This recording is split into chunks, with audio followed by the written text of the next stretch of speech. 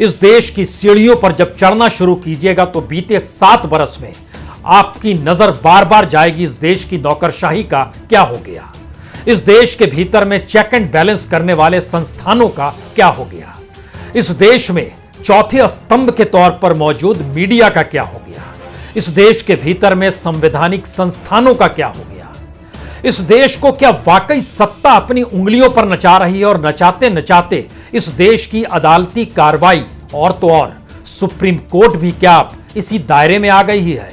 नहीं, ऐसा हुआ नहीं है। सरकार ने साफ साफ जवाब दे दिया है सुप्रीम कोर्ट को कि हम एफिडेविट नहीं देंगे, हम नहीं बताएंगे कि जासूसी किसने करवाई है, हमने करवाई है या फिर नहीं, किन किन लोगों पर जासूसी करवाई है, हमारी मंशा क्या थी। आइए खबर में आगे बढ़ते और आपको दिखाते हैं क्या कहना है इस पर पुणे प्रसून वाजपेयी जी का। दरअसल सबसे बड़ी परीक्षा इस वक्त सुप्रीम कोर्ट के सामने है, क्योंकि जासूसी मामले को लेकर सरकार ने साफ तौर पर कह दिया वह कोई जवाब नहीं देगी, क्योंकि राष्ट्रीय सुरक्षा का मसला है। और सुप्रीम कोर्ट ने सवाल किया, राष्ट्रीय सुरक्षा का मसला कहकर आप बच नहीं सकते हैं और आप राष्ट्रीय सुरक्षा से जुड़े मसले का जिक्र मत कीजिए, लेकिन यह तो बताइए इस देश में एक संविधान है, उस संविधान के तहत लोगों के हक और अधिकार हैं, उसके दायरे में इस देश का हर नागरिक आता है। फिर पत्रकार, सामाजिक कार्यकर्ता, पॉलिटिशियंस, नौकरशाह, संवैधानिक पदों पर बैठे हुए इस देश के लोग, उनकी भी जासूसी अगर हो रही थी और विपक्ष के नेताओं की भी जासूसी हो रही थी तो जानकारी तो देनी होगी और कोई एफिडेविट आप दे डालिए। तो 17 अगस्त से लेकर 13 सितंबर तक के बीच में सरकार सिर्फ टालती रही और कहती रही हम देखेंगे, हम सोच रहे हैं और आने वाले वक्त में हम एक एफिडेविट जारी करेंगे और आपको सौंपेंगे, हलफनामा देंगे आपको। लेकिन आज सुनवाई के वक्त क्या हुआ? सुनवाई के वक्त सरकार की तरफ से कहा गया अब हम कोई हलफनामा नहीं देंगे। सुप्रीम कोर्ट ने कहा इससे पहले आपने राष्ट्रीय सुरक्षा का जिक्र किया था, उस वक्त भी हमने कहा था राष्ट्रीय सुरक्षा का मुद्दा कहीं बीच में नहीं आएगा और हम भी नहीं चाहते हैं कि वो आए, लेकिन इन सब के बावजूद भी एक हलफनामा तो आपको देना होगा। उस वक्त आपने वक्त मांगा था, हमने वक्त दे दिया, लेकिन आज आपने कहा कोई हलफनामा नहीं देंगे, तो फिर राष्ट्रीय सुरक्षा पब्लिक डोमेन में लाने की जरूरत नहीं है, यह हम भी मानते हैं। तो ऐसे में क्या कमेटी बना देंगे और उसकी रिपोर्ट जब आएगी वह भी तो पब्लिक डोमेन में जाएगी, तो इस पर आपका क्या कहना है? सुप्रीम कोर्ट ने कहा क्या वाकई आप कुछ नहीं करेंगे और आपको कुछ नहीं करना है, जो करना है हम ही को करना है? इस पर सरकार की तरफ से कहा गया हम कुछ नहीं करेंगे। कोर्ट ने अपने तौर पर कहा इस तरीके से ढोल मत पीटिए, इस मुद्दे का समाधान कीजिए और शायद इस मुद्दे के समाधान के लिए आपको अगर लगता है कि आपका मन बदल गया है तो फिर हम कोई आदेश दें उससे पहले आप सोच लीजिए। सरकार की तरफ से कहा गया, अटॉर्नी जनरल ने कहा हमें कुछ नहीं सोचना है। सुप्रीम कोर्ट ने कहा हम एक इंटरिम ऑर्डर पास करेंगे और इस इंटरिम ऑर्डर को अभी रिजर्व कर रहे हैं, अगले 2-3 दिनों में हम पास कर देंगे। तो क्या वाकई सुप्रीम कोर्ट पहली बार उस सरकार के खिलाफ कोई कदम उठाने की स्थिति में आएगी जिस सरकार ने बीते 25 दिनों में बार बार हलफनामे को लेकर, एफिडेविट को लेकर स्थितियों को टालते हुए अपने स्थिति को मजबूत बनाए रखने की कोशिश की है? या फिर इस देश के भीतर में कॉन्स्टिट्यूशन है, रूल ऑफ लॉ है, इस देश के भीतर में सुप्रीम कोर्ट का काम है कि उसकी व्याख्या की जाए और सुप्रीम कोर्ट अब जैसे इंटरिम ऑर्डर का जिक्र कर रहा है क्या वाकई अगले 2 दिनों बाद कोई ऐसा बड़ा ऑर्डर आ जाएगा? 2018 के बाद सुप्रीम कोर्ट से जितने भी फैसले आए वह फैसले सरकार के हक में थे।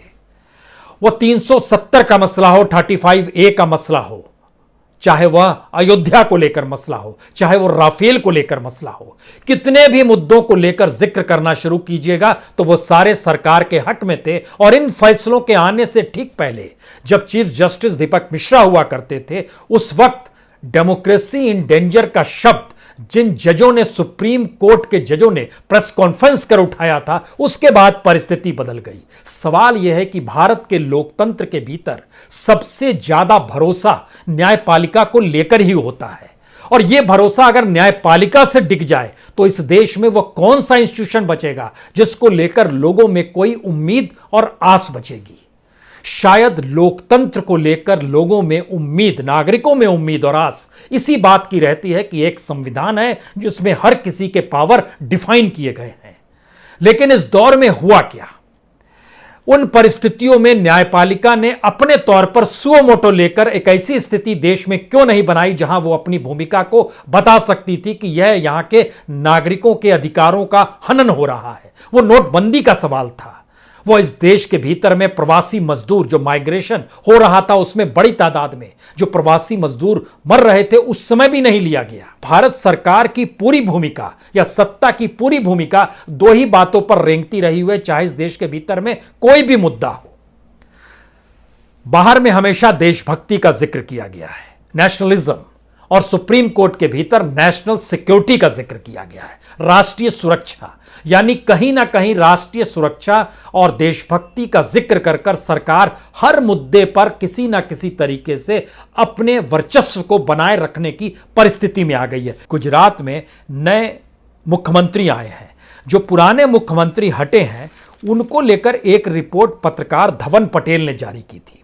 उन्होंने लिखा था कि यह मुख्यमंत्री जाने वाले हैं, तो राज्य में अपनी सत्ता है, अपने मुख्यमंत्री हैं, तो उन्होंने सब इंस्पेक्टर के जरिए एक राजद्रोह का मुकदमा उस पत्रकार पर डाल दिया। और वो मामला जब कोर्ट में पहुंचा तो कोर्ट ने भी क्या कहा उस पत्रकार से कि भविष्य में आप जब कभी ऐसा कोई आलेख लिखें, किसी भी संवैधानिक पद पर काम करने वाले के खिलाफ बगैर जांच किए कोई टिप्पणी ना करें और ऐसा दोहराया ना जाए, इसके लिए आप सतर्क रहें।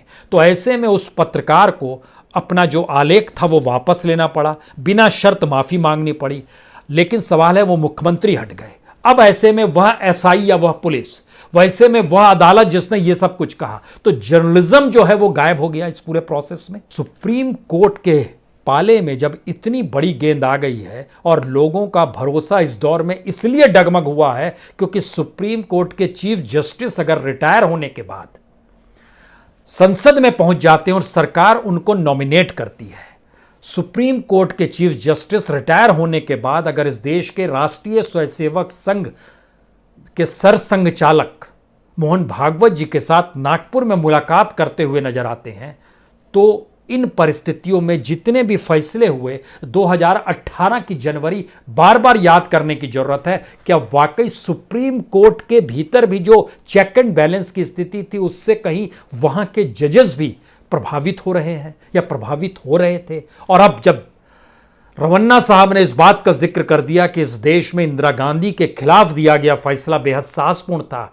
तो क्या यह हिम्मत सरकार को लेकर सुप्रीम कोर्ट में आ सकती है?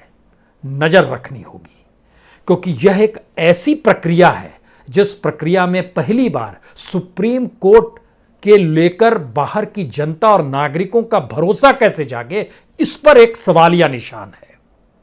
पेगासस इस देश के लोगों के पेट को प्रभावित नहीं करता है, लेकिन जो पेट को प्रभावित करता था उस समय सुप्रीम कोर्ट खामोश रहा। जब हम आपसे जिक्र करते हैं नोटबंदी और इस देश के प्रवासी मजदूरों का, उनके हालात का, उस दौर के लॉकडाउन की परिस्थितियों का, उसके बाद दूसरी लहर में लोगों की मौत का, और उस परिस्थिति में जिस हालात में लोगों की मौत हुई और जब ऑक्सीजन तक का मसला आया, उसको लेकर भी वह पूरा का पूरा एक हिस्सा है जो एक पूरी बिसात है।